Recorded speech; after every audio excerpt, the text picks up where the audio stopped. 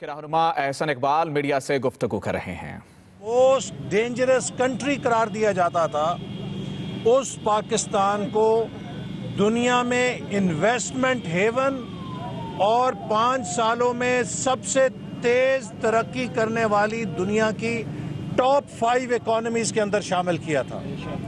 हमने दुनिया को ये बताया था कि पाकिस्तान तेज तरक्की करने वाली दुनिया की टॉप 5 इकोनॉमीज के अंदर शामिल किया था।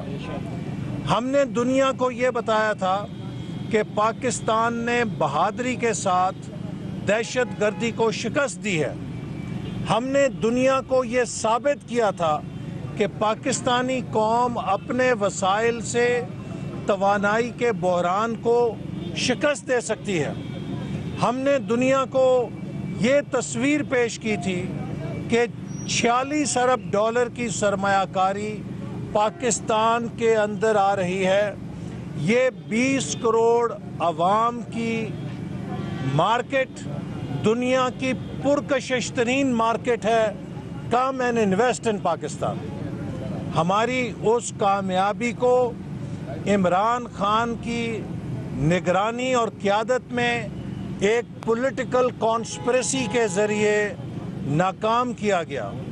एक प्याली के अंदर सियासी बहरान पैदा किया गया और उस बहरान के नतीजे में एक धांधली शुदा इलेक्शन के साथ इमरान खान को इस कौम के ऊपर मुसल्लत करके उस तरक्की के तसलसल को तोड़ दिया गया।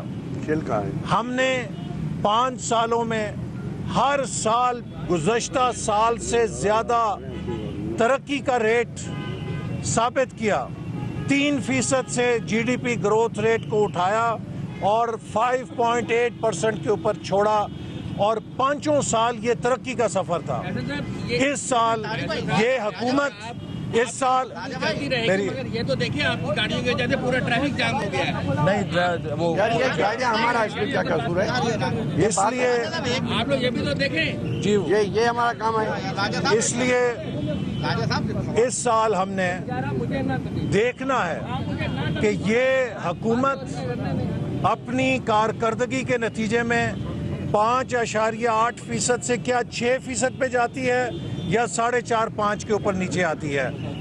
इस वक्त हुकूमत ने जो पाकिस्तान के हवाले से दुनिया भर में मनफी प्रोपेगेंडा शुरू किया हुआ है, हमें खदशा है कि हमारे 5 साल की मेहनत के ऊपर पानी फिर जाएगा।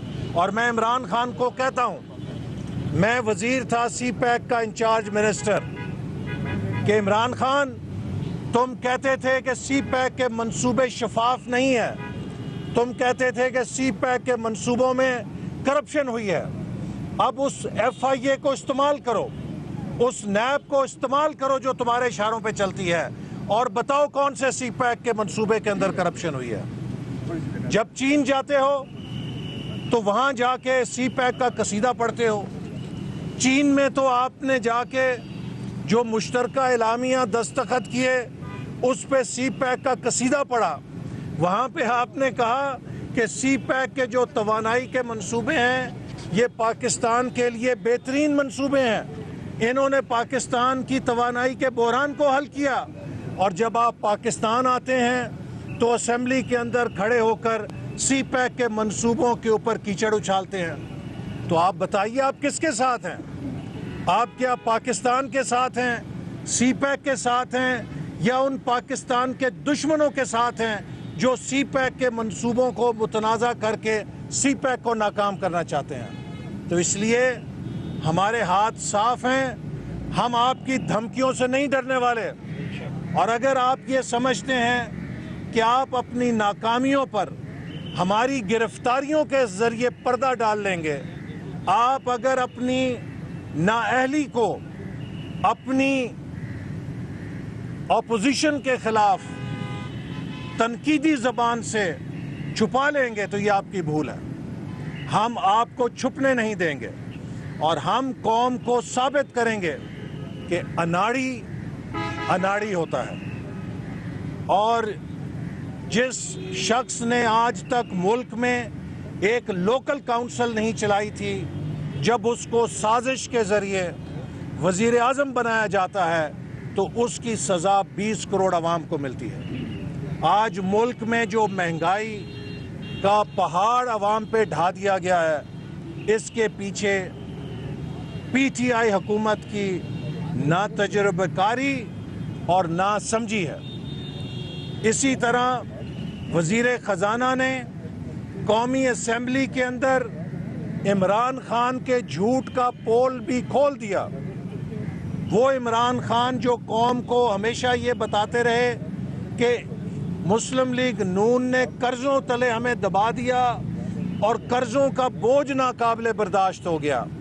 वजीर ख़जाना ने अपनी तकरीर में वाज़े किया कि कर्जों का बोझ नहीं है, दरामदात का बोझ है।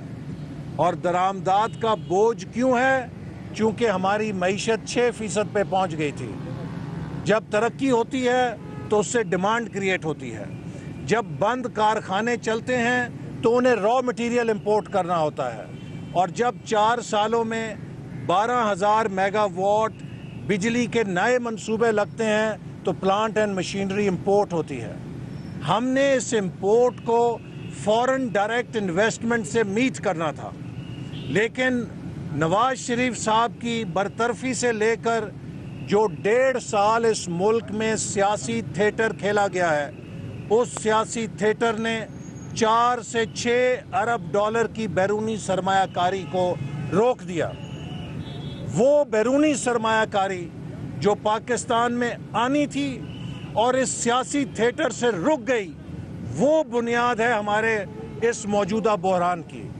लिहाजा वो फंदा, वो ट्रैप जो इमरान खान ने हमारे लिए लगाया था, आज आप ही अपने दाम में सयाद आ गया है। उस ट्रैप में वो खुद फंसा हुआ है और हाथ पांव मार रहा है। तो खान साहब, मैं आपसे सवाल पूछना चाहता हूँ, 2 महीने पहले जब आप ये कहते थे मैं खुदकुशी कर लूँगा लेकिन IMF के पास नहीं जाऊँगा, मैं खुदकुशी कर लूँगा, सऊदी अरब और चीन से मदद नहीं मांगूंगा, तो क्या आपको 2 महीने पहले इंपोर्ट और एक्सपोर्ट की ये फिगर्स मालूम नहीं थी?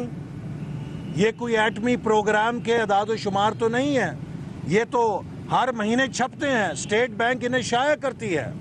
तो जब आप इस तजारती खसारे के पेश नज़र ये कह रहे थे कि मैं IMF के पास नहीं जाऊंगा, मैं कर्जा नहीं लूँगा, तो इसका मतलब ये है कि आप कौम को ये बतला रहे थे कि मेरे पास प्लान बी है, मेरे पास एक मुतबादल प्लान है जो मैं कर्जों के बगैर जिससे मुल्क चला के दिखाऊंगा। तो वो आपका प्लान बी कहाँ है? आप तो कर्जे ले रहे हैं, आप तो IMF के पास जा रहे हैं। इसका मतलब क्या है? इसका मतलब यह है कि आप पाकिस्तान के अवाम को बेवकूफ़ बना रहे थे, आप पाकिस्तानी कौम के साथ धोखा दे रहे थे। और यही वजह है कि आपने ये मुकाम कौम को धोखे देकर हासिल किया है। और इसलिए अब आप कहते हैं कि U turn is an art of leadership. आपको तो हर रोज़ यू टर्न लेना पड़ेगा। आपके 100 दिन 100 यू टर्न साबित हो चुके हैं कौम के लिए। तो जो हुकूमत यू टर्न को अपनी कामयाबी करार दे, वो कौम को पीछे की तरफ लेके जा सकती है, आगे की तरफ नहीं लेके जा सकती।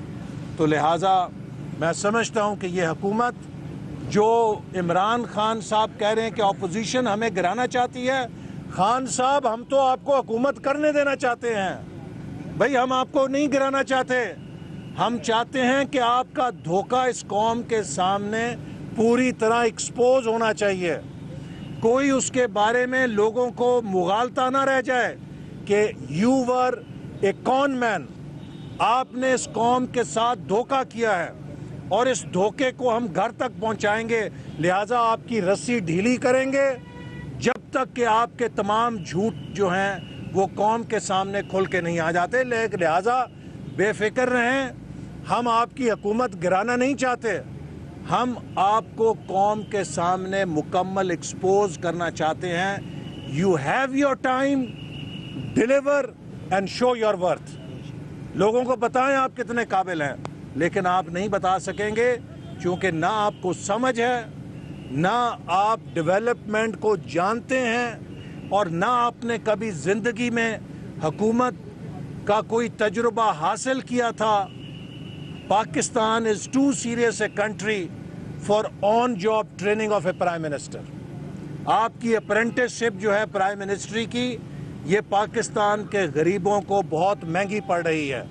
वो बिजली के बिल नहीं दे सकते, वो गैस के बिल नहीं दे सकते, वो रोज़ के किराए जो पेट्रोल और डीजल आपने महंगा किया है उस किराए को बर्दाश्त नहीं कर सकते।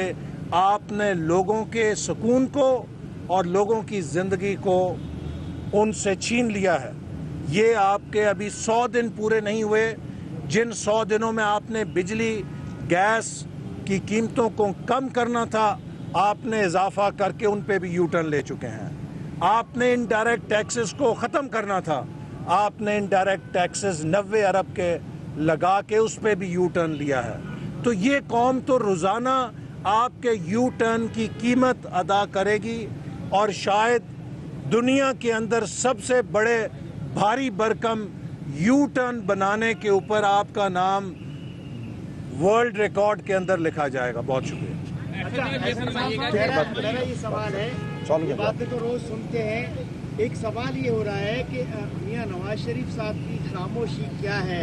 मियां नवाज शरीफ साहब और उनकी बेटी मरियम साहबा जो बहुत एक्टिव थे, अब क्या हो गया?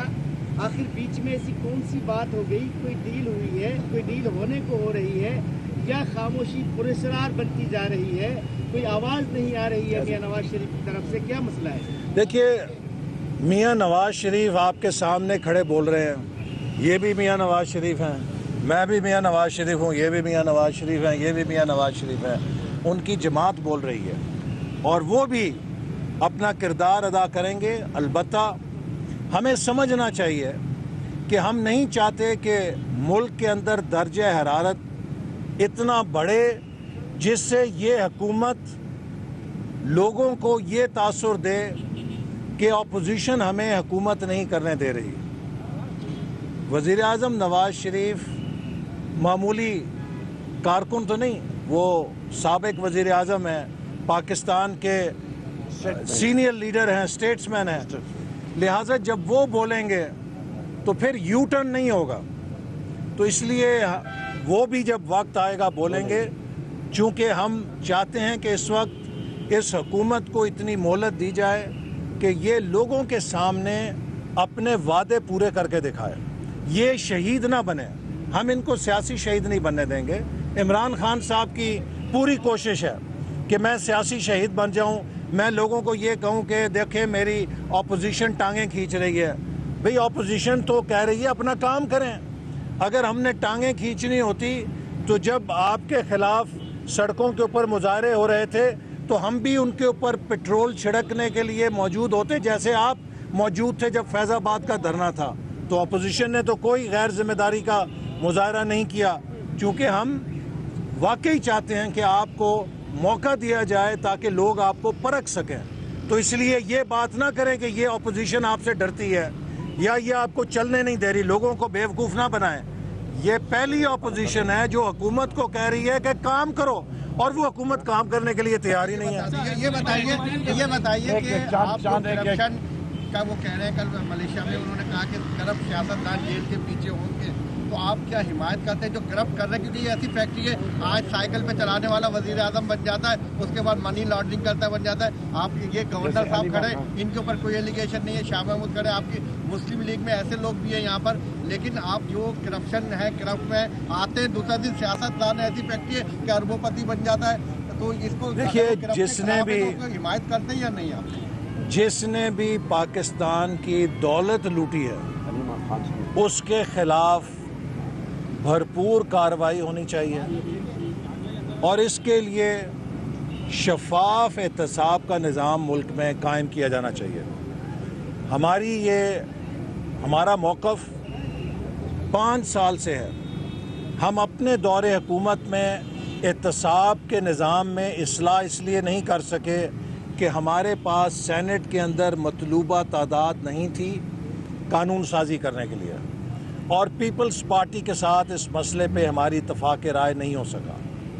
अब पीपल्स पार्टी और मुस्लिम लीग नून दोनों ने पीटीआई के साथ मिलकर काम शुरू किया है कि हम एहतसाब का ऐसा निज़ाम बनाएं जो शफाफ हो और गैर मुतनाज़ हो। तो इसके लिए हमने हमेशा हमायत की है कि एक शफाफ एहतसाब के निज़ाम के तहत जिस किसी ने मुल्क की दौलत को लूटा है उसके खिलाफ कार्रवाई होनी चाहिए। अलबत्ता इमरान खान जो अपोजिशन को उंगलियां उठाते हैं, काश के कभी वो अपने गिरबान में झांकें। पाकिस्तान में करप्शन के जितने भी बड़े बड़े मगरमच्छ हैं वो सब पीटीआई की छतरी के नीचे पनाह में मौजूद हैं। जैसे जनरल मुशर्रफ ने काफ लीग की सूरत में करप्ट लोगों को अपनी छतरी में पनाह दी थी, आज इमरान खान भी पाकिस्तान के तमाम करप्ट पॉलिटिकल एलिमेंट्स के पनाहगाह हैं और दूसरों पर वो उंगलियां उठाते हैं। एक मिनट, वो खातून को छोड़ो।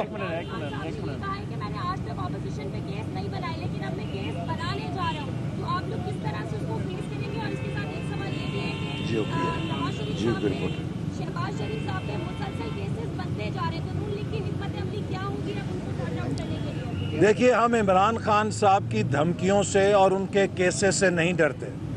जैसे मैंने कहा कि इमरान खान साहब के पास कारकर्दगी नाम की चीज़ ज़ीरो है।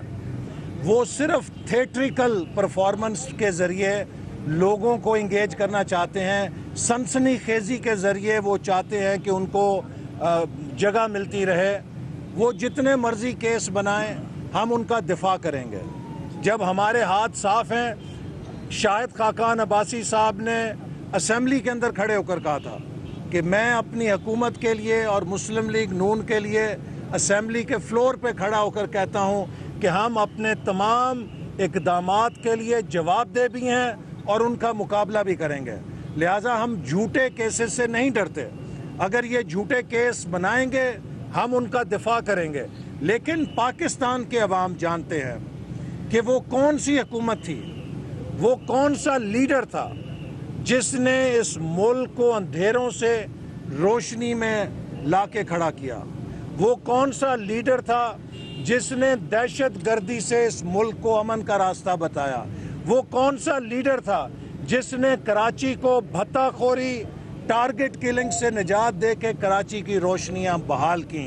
इमरान खान की धमकियों से लोगों के दिलों से मुस्लिम लीग नून और नवाज शरीफ को नहीं निकाला जा सकता। साहब, एक तासर जाता है कि नवाज शरीफ और दीगर जो रहनुमा आपके जेल में थे, उसके वापस आने के बाद कोई मुकमुका हुआ है कि वो हुकूमत के खिलाफ जवाब दे चुके हैं? देखिए, आपकी जो सवाल का जवाब, वो केसेस हैं जो शहबाज शरीफ साहब के ऊपर कायम हो रहे हैं और उनका जो रिमांड एक्सटेंड हो रहा है और मुस्लिम लीग नून के दीगर रहनुमाओं के खिलाफ जो इंतकामी कार्रवाई हो रही है, यही आपके सवाल का जवाब है। अच्छा, आप हुकूमत में जब थे तो सिंध का दौरा कम हो रहा था, तंजीम साजी नहीं हो रही थी। आप अपोजिशन में आए हैं तो सिंध का दौरा भी हो रहा है, तंजीम साजी भी हो रही है। ऐसा क्या चक्कर है? नहीं, हुकूमत में मैं तो समझता हूँ कि बहुत ज़्यादा कराची आया हूँ, मुसलसल कराची आता रहा, हैदराबाद भी गया, अंदरून सिंध भी गया, सखर भी गया।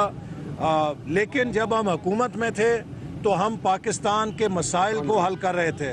हम CPEC पे काम कर रहे थे, बिजली के मसले पे, लॉ एंड ऑर्डर पे। तो यकीनन हुकूमत की जिम्मेदारियां अदा करने के लिए ज़रूरी है कि आप उस महाज पे खड़े रहें जहाँ पे कौम ने आपको खड़ा किया है। और अब अपोजिशन के अंदर जब आपकी सरकारी जिम्मेदारियां नहीं, तो आप सियासी सरगर्मियों के लिए ज़्यादा वक्त निकाल सकते हैं।